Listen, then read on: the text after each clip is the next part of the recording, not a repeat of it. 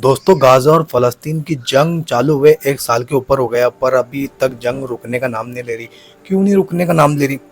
Western के देश ऐसा माहौल क्रिएट करते हैं कि जंग रुकने वाली है। ये सामने से मैसेज करेगा, ट्वीट करेगा, सामने से फ्रांस हो, इटली, जर्मनी, क्या इसराइल भाई जंग रोके।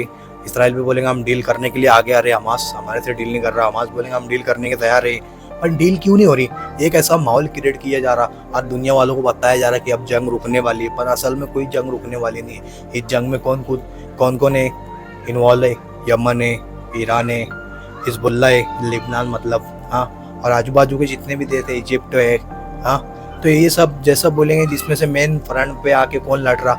गाजा वालों का नरसंहार हो रहा, उनका जेनोसाइड हो रहा, उनको मार दिया जा रहा, बच्चों पर, मासूम बच्चों पर बम फेंका जा रहा, उनके टेंट पे हमला हो रहा, हॉस्पिटल पे हमला हो रहा, जो बच्चे बाहर घूम रहे, जिनके सर के ऊपर छत नहीं है, उनके ऊपर हमला हो रहा। हाँ, उनका खाना पानी बंद कर दिया जा रहा, बिजली बंद कर दी जा रही, उनका घर बर्बाद है, पूरा पूरा फैमिली, हर चीज़ बर्बाद है, पानी से रोका जा रहा, हर चीज़ जो इसराइल ने सब चीज़ रोक के रखा है गाज़ा वालों पर। समझ रहे? ये बात आपको समझनी होगी। और एक दुनिया में माहौल क्रिएट किया जा रहा कि जंग रुकने वाली है, रमजान महीना आने वाला है, बोले जंग रुकेगी। रमजान चले गया, ईद आई, बकरीद आई, सब चले गया त्यौहार में, पर जंग रुकी नहीं। अभी तक इसराइल ने कितने लोगों को कत्ल किया? मतलब 30-40 हज़ार लोगों को कत्ल किया इसराइल ने। कितने? 30-40, जिसमें से 16,000 बच्चे और 11,000 महिलाएं। दोस्तों, इतने लोगों को कत्ल करने के बाद और 97,000 लोग, जैसा बोलेंगे 97-98 हज़ार लोग घायल है पूरी तरह से, उनको इलाज नहीं मिल रहा, हॉस्पिटल पे बम डालते रहे, हॉस्पिटल पूरा बंद, सब कुछ बंद। कितने लोग भूख की वजह से मर रहे। और एक जर्मनी की जो रिपोर्ट आई थी बीच में, उसमें तो बताया जा रहा था 1.5 लाख के करीब लोग गाज़ा फलस्तीन, जैसा बोले गाज़ा के लोग मारे गए। फ़लस्तीन का मैं तो आंकड़ा गिना ही नहीं अभी, फ़लस्तीन में भी मारे जा रहे। 1000-1200 मौतें वहाँ हो चुकी है 7 अक्टूबर से अभी तक। और वहाँ पर भी भाई सेटलमेंट कर रहा है इसराइल के, जो फ़लस्तीनी लोग रहते हैं वहाँ पर, उनके मकान तोड़ के यहूदी लोगों को बसा रहा। वेस्ट बैंक, रामल्ला और जैसा बेतलम का इलाका है, वहाँ पर हर जगह वेस्ट बैंक में भी अब हवाई हमला चालू हो गया। 1 महीना पहले की रिपोर्ट है, वहाँ पर भी हवाई हमला इसराइल ने करा। तो ये क्यों कर रहा? अब फ़लस्तीनी ये जंग क्यों कर रहे? फ़लस्तीनी लोगों का कहना है और दुनिया वालों को सबको पता है कि पहले वहाँ फ़लस्तीन आबाद था, उसके बाद में इसराइल आया वहाँ पे। और इसराइल छोटा सा इसराइल था, जैसा ऑक्युपाइड इसराइल जैसा बोलते हैं उसको, ऑक्युपाइड बहुत छोटा सा एरिया था, जैसे छोटा सा इलाका था। अब उस पर जो इसराइल फैलता गया मैप के अंदर, और जो फ़लस्तीनी लोगों की ज़मीन थी उन पर कब्जा करता चला गया दोस्तों। और जो फ़लस्तीनी लोग थे वहाँ से नहीं हटते थे, उनको कत्ल कर देना और उनकी घरों को तोड़ के अपने यहूदी लोगों को बसाना। और पूरी दुनिया में जैसा 47 के पहले एक माहौल क्रिएट किया गया था कि आप आओ फ़लस्तीन के अंदर, ये अपने मुक़द्दस जगह, जो बड़े बड़े यहूदी लोग थे, इन्होंने अपने जो जीव लोग थे, यहूदी लोग थे, उनको कत्ल किए पूरी दुनिया में कि आप कहीं भी हो, आप फ़लस्तीन में आ जाओ। और जैसा हिटलर ने यहूदी लोगों का कत्लेआम किया, तो वो डर से फ़लस्तीन में वो लोग भाग कर आए, और फ़लस्तीन में भाग कर आए तो मुसलमान भाई लोगों ने उनकी मदद करे कि नहीं यार, ये अपने इंसानियत की मदद करना है। मतलब अपना इस्लाम ऐसा नहीं सिखाता कि कोई भी आया तुमसे मदद मांगे और तुम उसकी मदद ना करो। तो जो फ़लस्तीनी मुसलमान थे, उन्होंने उनकी मदद की है, किसकी? यहूदी लोगों की। उनको सब दिए, घर बार दिए, कारोबार दिए। अब उनको नहीं पता था कि आगे चलकर ये लोग हमारे ऊपर ही चढ़ाई करेंगे, हमारे बच्चों को मारेंगे, हमारे मकान तोड़ेंगे, हमारी ज़मीन छीन लेंगे, सब कुछ छीन लेंगे। ये ऐसा माहौल चलता रहा दोस्तों, और एक टाइम आया कि पूरा इसराइल कब्जा कर लिया फ़लस्तीन पर। फ़लस्तीन बहुत छोटा सा है अभी, और सबसे मेन चीज़ है, तीन धर्म वालों की मुक़द्दस जगह वो, ईसाई, यहूदी और मुसलमान, यानी इस्लाम। ईसाई लोग ईसा अलैहिस्सलाम बैतलहम में पैदा हुए, बैतुल्लहम जिसे कहा जाता है, वहाँ पर ईसा अलैहिस्सलाम पैदा हुए। और यहूदी लोग इसलिए मुक़द्दस मानते सुलेमान अलैहिस्सलाम, दाऊद अलैहिस्सलाम, इब्राहिम अलैहिस्सलाम, जो बनी इसराइल कौम थी वो यहूदी थे, उनकी नस्ल में से ये यहूदी लोग पैदा हुए। तो ये भी उनकी जो ज़मीन है, यानी बोलेंगे उनके जो नबी है वो वहाँ पर आए और उन्होंने इस्लाम की दावत दी। उनको किसने पैदा किया?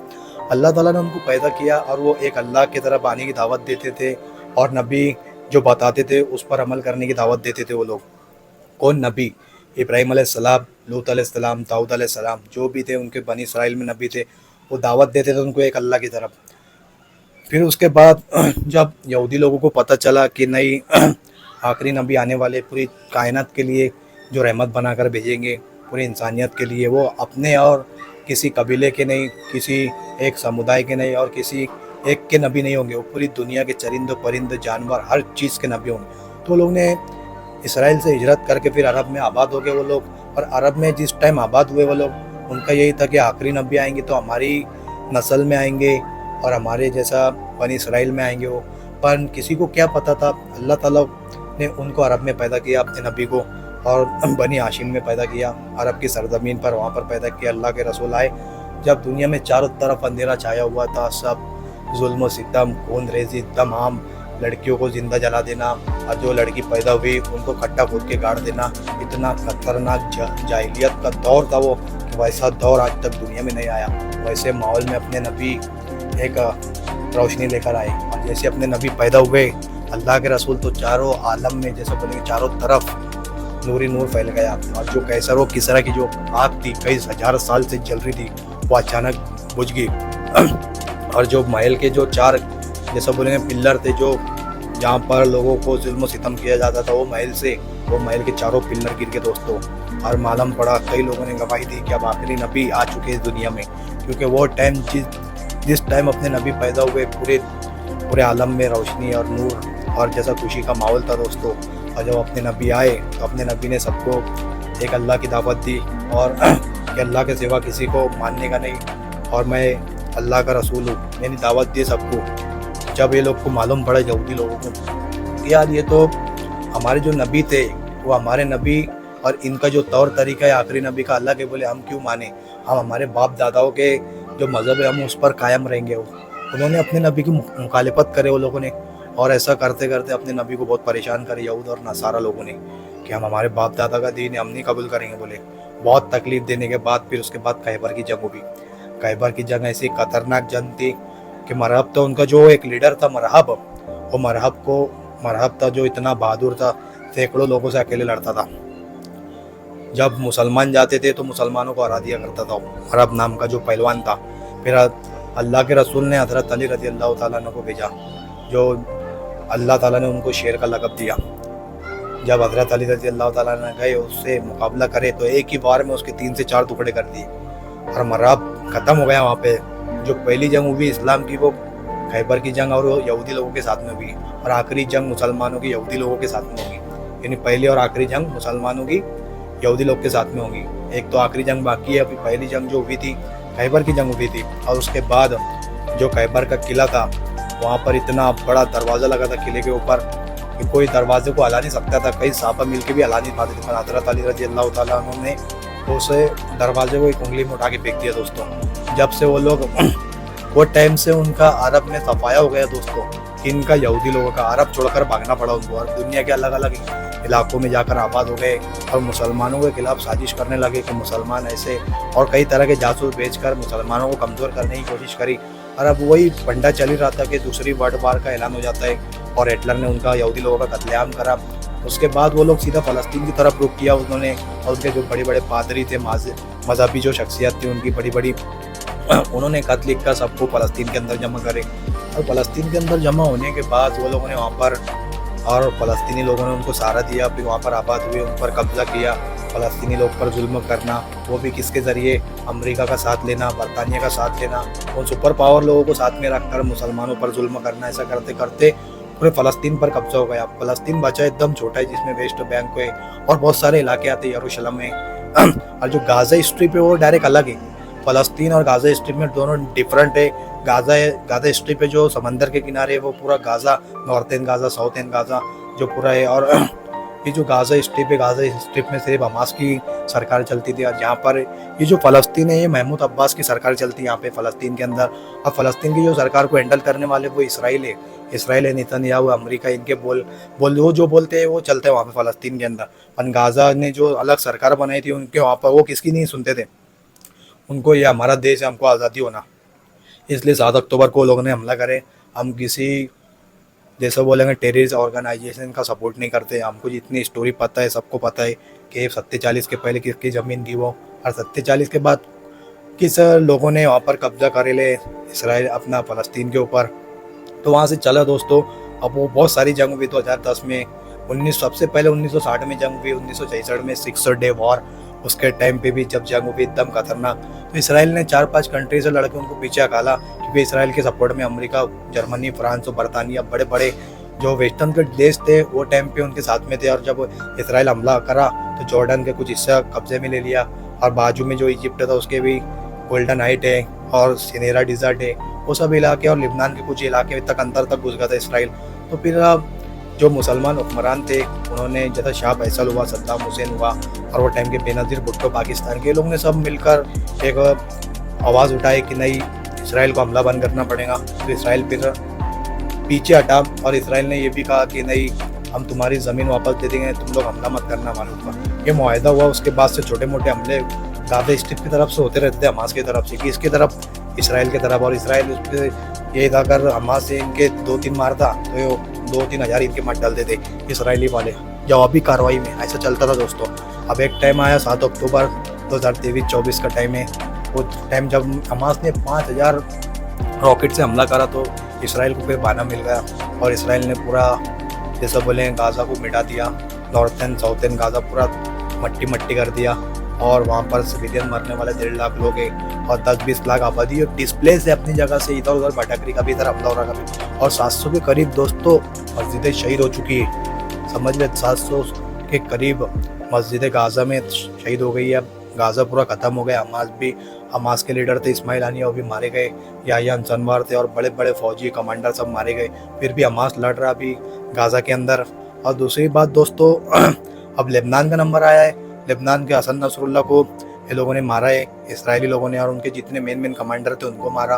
और ईरान के जो इब्राहिम रईसी थे उनका भी मारा। जैसा हेलीकॉप्टर क्रैश हुआ अपन, वो अभी तक खबर नहीं आई। जैसा पेजर अटैक हुआ लेबनान के अंदर, तो शायद हो सकता है कि पेजर अटैक से इब्राहिम रईसी को मारा गया, ऐसी रिपोर्ट आ रही थी बीच में अभी निकल कर, और अभी कुछ सबूत नहीं मिला दोस्तों। अब लेबनान की बारी है। लेबनान से अभी फुल स्केल पर जंग हो रही है, और बैरूत का ऐसा हाल हुआ है दोस्तों, अगर मैं बता दिया यह मेरा वीडियो डायरेक्ट टेक डाउन होगा। आप लोग मेरा चैनल देख नहीं पाएंगे, कि चैनल उड़ जाएगा मेरा, मालूम। मैं वीडियो नहीं बता सकता। और नरसंहार हो रहा है गाज़ा के अंदर, फ़लस्तीन के अंदर, वेस्ट बैंक, यरूशलेम के अंदर, हर जगह नरसंहार हो रहा है। लेबनान के अंदर 3000 के लोग करीब मारे जा चुके हैं, जो आम सिविलियंस है। हिजबुल्लाह के जो भी फाइटर है वो भी मारे जा रहे हैं दोस्तों। जवाबी कार्रवाई भी हो रही है हिजबुल्लाह की तरफ से। आपको अब ईरान के साथ में फुल स्केल पर जंग होने वाली है। अभी इसराइल ने 3rd air defence system, arrow 3 air defence system, और जितने बड़े बड़े एयर डिफेंस सिस्टम है वो अमेरिका से लिया है। और जो इतना ईरान ने जब 1 अक्टूबर को हमला किया, उसके बाद से इसराइल ने जवाबी कार्रवाई कोई नहीं करी है, क्योंकि इसराइल बहुत बड़ा प्लान कर रहा है दोस्तों। इतना बड़ा हमला करेगा ईरान के ऊपर, उसका प्लान हो रहा है, क्योंकि कई फाइटर जेट भर के रोज इसराइल की बंदरगाह पोर्ट पे, राइफा पोर्ट पे, और जितने भी पोर्ट है वहाँ पर सब हथियार उतर रहे हैं, वो भी अमेरिका से आ रहे दोस्तों। इतने खतरनाक हथियार, यानी जब ईरान भी फुल स्केल पर जंग में उतरने वाला है, क्योंकि ईरान बार बार धमकी दे रहा है, अगर हमारे ऊपर इसराइल ने हमला करा तो हम जवाबी कार्रवाई में भी इससे खतरनाक कड़क करेंगे। तो नेतन्याहू ने देखा कि यार, जब 1 अक्टूबर को हमला हुआ, कई 188 बैलिस्टिक मिसाइल जो जिनको रोकना नामुमकिन था, जो सीधा चले आई, और वहाँ पर निवेतम एयरबेस था, जो इसराइल का निवेतम एयरबेस, वहाँ पर जाकर गिरी मिसाइलें। और जैसा बोले तो F-35 और F-30 जो फाइटर जेट थे, जो फाइटर जेट हैंगर में जो लगे थे वहाँ पर पोर्ट के ऊपर, वहाँ पर जब हमला हुआ निवेतम एयरबेस पे, तो वो सब फाइटर जेट थे जो डैमेज हुए दोस्तों। बहुत बड़ा नुकसान हुआ है, और इसराइल इस नुकसान को छुपा रहे। सैटेलाइट के जरिए से कुछ तस्वीरें आई थी हमारे पास में, पर मैं अभी लगाना नहीं चाहता यहाँ पे तस्वीरें, क्योंकि मेरे पास में सबूत था, पर अभी देखना पड़ेगा वो सबूत कहाँ पर है। पर इतनी कंफर्म रिपोर्ट है दोस्तों कि 35 जो फाइटर जेट था वो डैमेज हुआ था। और दोस्तों, जो मोसाद का हेडक्वार्टर था तेल अवीव में, उससे थोड़ी दूर पर जब मिसाइलें गिरी थी, बैलिस्टिक मिसाइल वहाँ पर एक जाकर गिरी थी, तो पूरा गड्ढा हो गया था। ऐसा लग रहा था कि जैसा यहाँ पर किसी ने खोदा है बहुत गहरा गड्ढा।